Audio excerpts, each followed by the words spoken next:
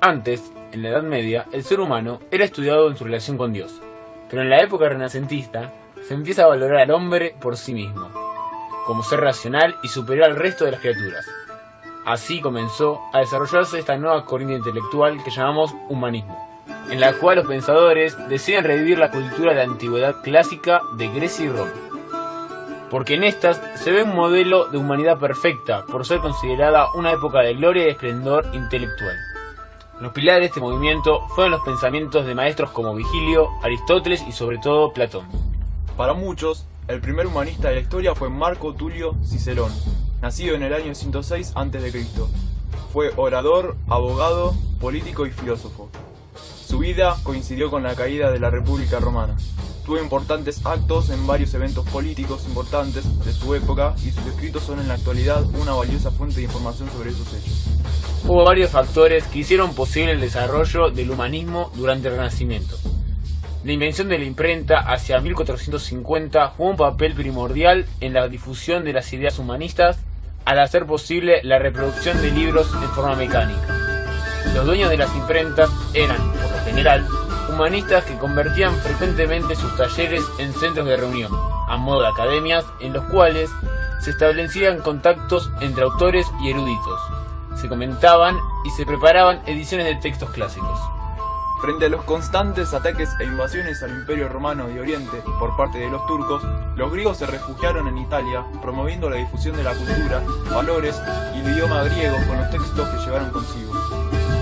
Los valores y las ideas del humanismo se extendieron también por toda Europa gracias a la adaptación de las universidades medievales a las nuevas realidades.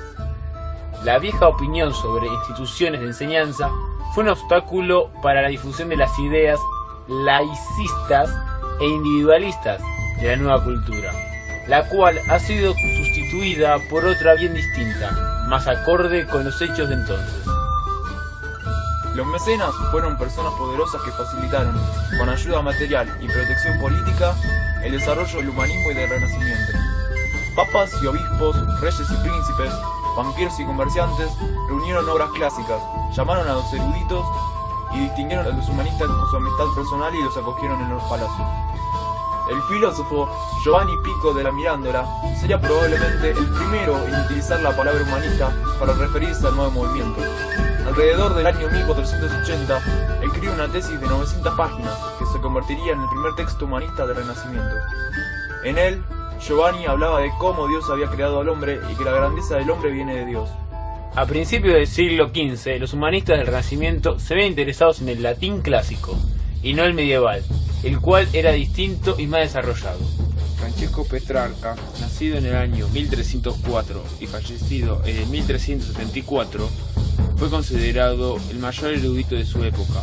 Combinó su interés en la cultura clásica, el cristianismo, y dejó una profunda influencia en la literatura.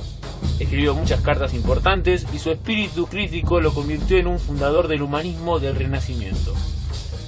Erasmo de Rotterdam, nacido en 1466, fue humanista y teólogo holandés. Causó una gran repercusión en el debate entre católicos y protestantes, y creó su propia corriente dentro del humanismo como erasmismo a partir de sus obras. Estas reflexiones trataban sobre cómo tendría que ser la organización política de las ciudades, cuál era el rol e importancia de los ciudadanos y su postura sobre la libertad de estos. Fue una época muy influenciada por el dinero, donde quien lo poseía era considerado bendecido y poderoso.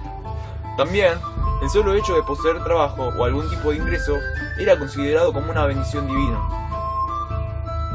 Anteriormente se veía a la mujer desde un punto de vista principalmente bíblico y se las despreciaba por su relación con Eva y el pecado original. Más tarde, en la época renacentista, se retomarían algunas culturas clásicas y se compararía a la mujer con las diferentes diosas, sobre todo con Venus, diosa de la belleza, del amor y de la vida. Mientras tanto, nace en 1469 Nicolás Maquiavelo, humanista reconocido en Florencia por sus reflexiones políticas. Realizó obras como discursos sobre la primera década de Tito Livio y el retrato sobre la corte de Francia, pero la más destacada fue El Príncipe. De esta obra se hace famosa la frase "el fin justifica los medios". Con esta obra, Maquiavelo pretende guiar a Lorenzo de Medici y darle una idea de cómo unificar Italia.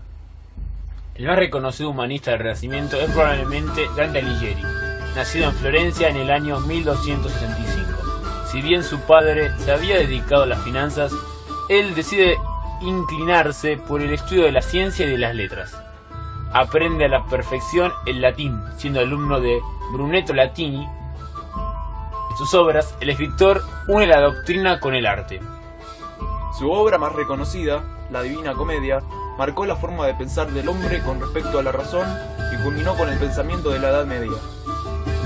Esta obra posee una estructura basada en el número 3, el cual posee distintos significados. 3 es el número de la Sagrada Trinidad, Padre, Hijo y Espíritu Santo. A su vez, simboliza la perfección y el equilibrio. Es por esto mismo que la obra está dividida en 3 partes: infierno, purgatorio y paraíso. Posee 3 personajes: Dante, que representa al hombre; Beatriz, que representa a la fe; y Virgilio, que representa a la razón.